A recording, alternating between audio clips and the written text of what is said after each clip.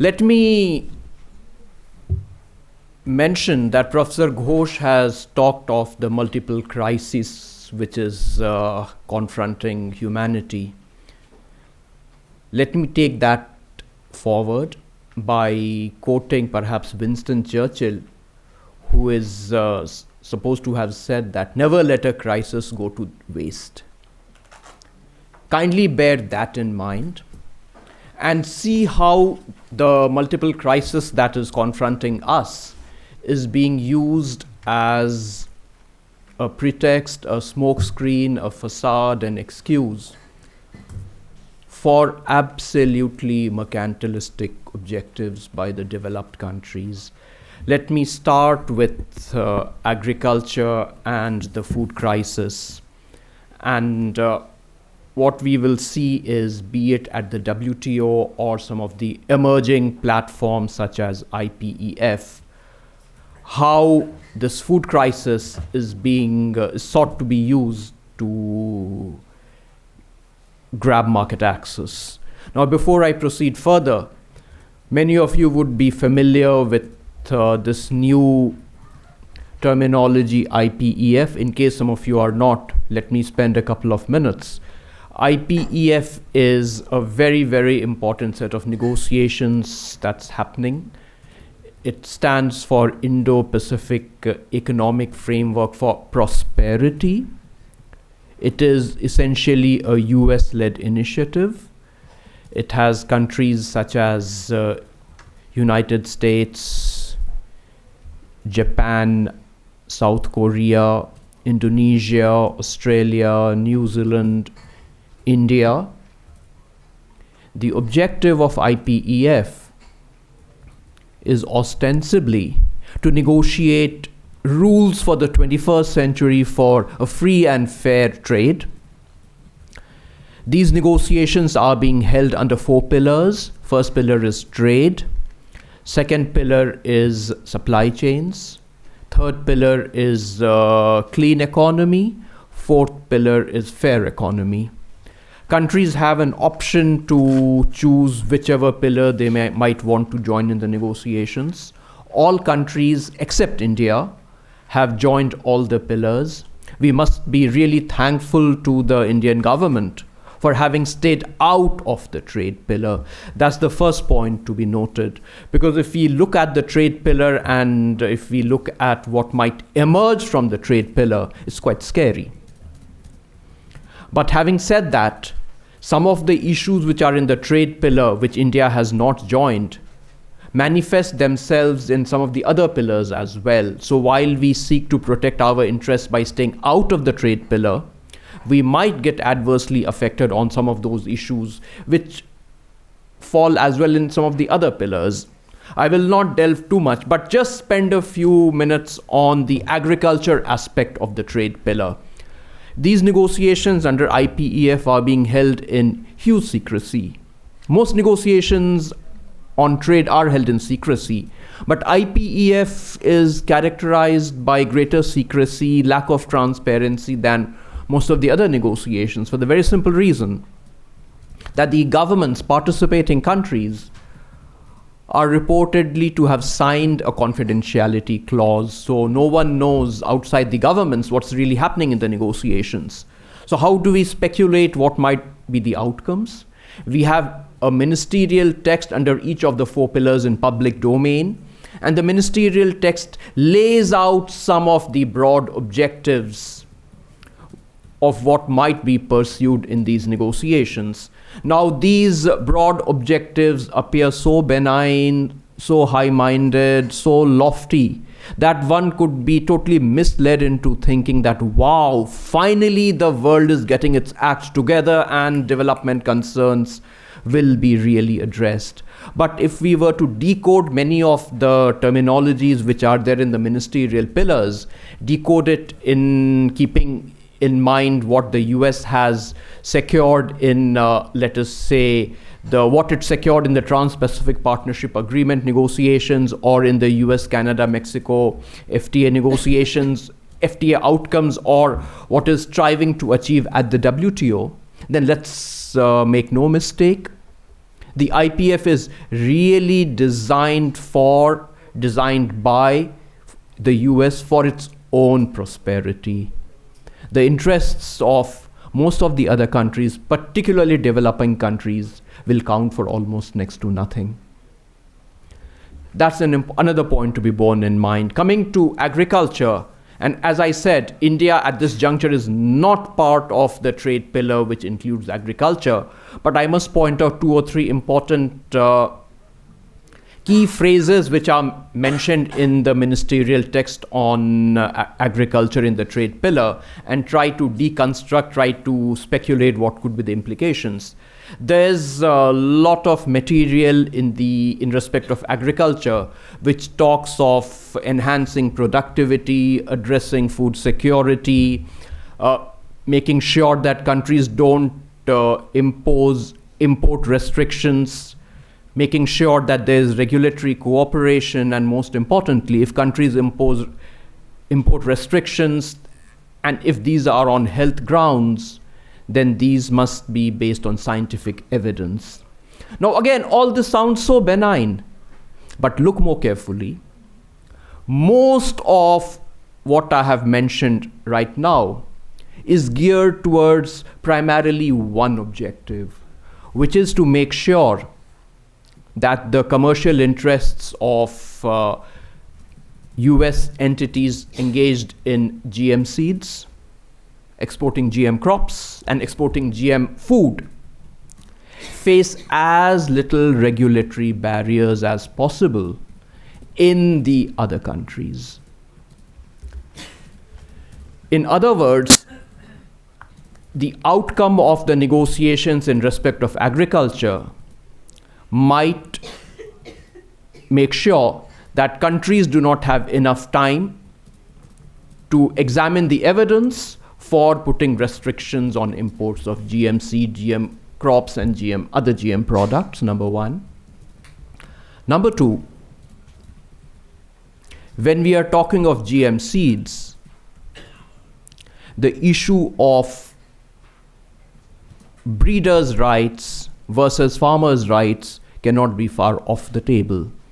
Many of you would be aware that through various instruments, a concerted push is being made, rather has been made over the past few decades, to get developing countries to sign on to what is called UPOV 1991. I will not go too much into the details of UPOV 1991, but just to mention that this is a rather imbalanced, unfair legal instrument which really curtails the rights of farmers and instead gives primacy to rights of the seed breeders. Luckily, India has kept outside UPOV 1991, and some of the consequences of countries who've joined UPOV 1991 is, let's say for GM seeds, if farmers use GM seeds, then they would be prohibited from exchanging the seeds amongst themselves. So the traditional type of farming, which many developing countries have been pursuing over centuries, that gets at the risk of being ruptured. So this is just one example of what could be a fairly devastating outcome of IPEF negotiations in respect of agriculture. Another catchphrase in IPEF when it comes to agriculture is something called smart agriculture. Now, at various multilateral platforms, be it FAO or even at United Nations, we are encountering terminologies such as smart agriculture, resilient agriculture, sustainable agriculture, sustainable food systems. Now, one doesn't know if there is a clear distinction, demarcation amongst all these terminologies. But what is sought to be achieved through linking agriculture with the climate crisis are the following. Number one, we have to make sure that land use is made optimum. We have to ensure there is food security. So we have to ensure there is high productivity without using too much of fertilizer, without using too much of water for irrigation, etc. What better way to do it than using GM seeds? Number one. Number two, well, developing countries use lot of fertilizers, they use lot of water, and there is depletion of resources. So can we have disciplines on governments who provide subsidies for this unhealthy, unsustainable type of agriculture practices? That could be another outcome. Of course, many would think that, well, what's wrong with it? Well, what's wrong with it is that this will directly impinge upon, directly curtail a huge flexibility which a country like India has at the WTO, which is to provide subsidies for agriculture inputs. Let's bear in mind that the WTO's agreement on agriculture is highly lopsided. One of the very few areas where we have some elbow room is in the area of providing input subsidies. And this area is sought to be curtailed through the linkage between climate change, environment protection, and agriculture. Linked with this area of sustainable agriculture is a very interesting manifestation, which is that those who are engaged in farming, farmers, farm workers, we need to make sure that they work in decent conditions. Again, sounds very good, right?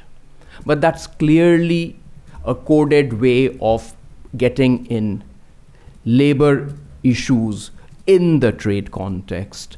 Now, all of us might think that, well, if the welfare of labor is enhanced, isn't that good for all of us? The problem is, it's not the welfare of labor which is really at the back of the mind of those who are trying to create this linkage. The objective is very clear. Artificially raise the wages, make sure that by following very, very stringent labor requirements, labor is effectively knocked off the market. That is really the end objective. The end objective is certainly not to promote the welfare of labor. Why I'm giving all these illustrations is to show how, taking the pretext of the food crisis or taking the excuse of the climate crisis, an attempt is being made by the developed countries to grab markets. Let me give you one final illustration in this area before I move a bit on the WTO front. A very, very important issue that is being around which a narrative is being created is, well, all of us have to transition to a low carbon economy. No fights over that, no debate, no discussion. Yes, all of us have to fight to come to a low carbon economy. But then the next step in the narrative is, and this narrative you hear at multiple intergovernmental organizations, countries should lower the tariffs, remove their tariffs, facilitate trade of green products. Who produce green products? Is it countries like India, Sri Lanka, Pakistan, Bangladesh, Nepal, or is it countries like US, Germany, France? No prizes for guessing the answer. It's really the developed world. And if the developing countries remove their tariffs on these green products, they will forever become overwhelmingly import dependent. At various platforms, including at the WTO or in FTA negotiations, there is a very clear push to use combating climate change as the smokescreen for grabbing market access. And what I have mentioned about green products removing tariffs is just one illustration. Second illustration is, well, it will do a world of good if all countries adopt very stringent environmental standards for environment protection. Again, sounds very benign, so useful. Dig deeper. If countries like India have to harmonize their product standards based on the standards which prevail in the developed world, then our producers may not be able to comply with these standards, and they may not be even able to sell in the domestic market. Forget exporting. So without tariffs, if countries harmonize their product standards at a very high level, very stringent level, then you're giving up your market access completely to the developed world. A linked issue is when countries engage in mining. Shouldn't they be adopting very stringent standards of environment protection? What are the implications? My domestic miners may not be able to meet the stringent environment requirements. Who will be able to meet these requirements? Mainly those in the developed world. What is the consequence? I have my natural resources in my country. My own entities cannot mine it. Who can mine it? Those from the developed world. Effectively, I end up ceding control of my natural resources to the developed world. Now, these are some of the ways in which the climate crisis can have very adverse implications for developing countries if the solutions that are being proposed by the developed world get accepted. Let me step aside from this and talk a bit about multilateralism and what's happening at the WTO. Last year in June, at the 12th Ministerial Conference of the WTO, we had an outcome which talked of the need to reform the WTO. Which direction this reform process will go, the jury is still out, but there are very clear pointers that on 2 or 3 areas, the reform process is going to be not very favorable to developing countries. The first area is an attempt by European Union and maybe a few other developed countries to give a direct formal role to the private sector in WTO processes, including negotiations. You can well imagine that the clout which big business wields informally now, that clout will be made formal if the vision of European Union were to succeed. The second problematic area is empowering the WTO Secretariat in discharge of its responsibilities.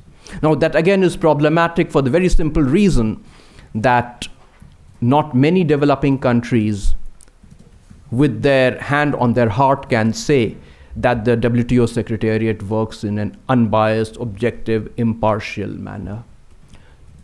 Further beefing up the Secretariat will deepen the problems which developing countries are facing. In a nutshell, although the crisis of multilateralism at the WTO is thought to be addressed through the reform process, unless countries like India are more vocal in articulating their concerns, unless these countries create coalitions, we may be in for a more lopsided system which has more asymmetric elements built into it and which will perhaps be more adverse to the interests of developing countries. So I'm going to stop at that, and I'm thankful to all of you for your kind attention.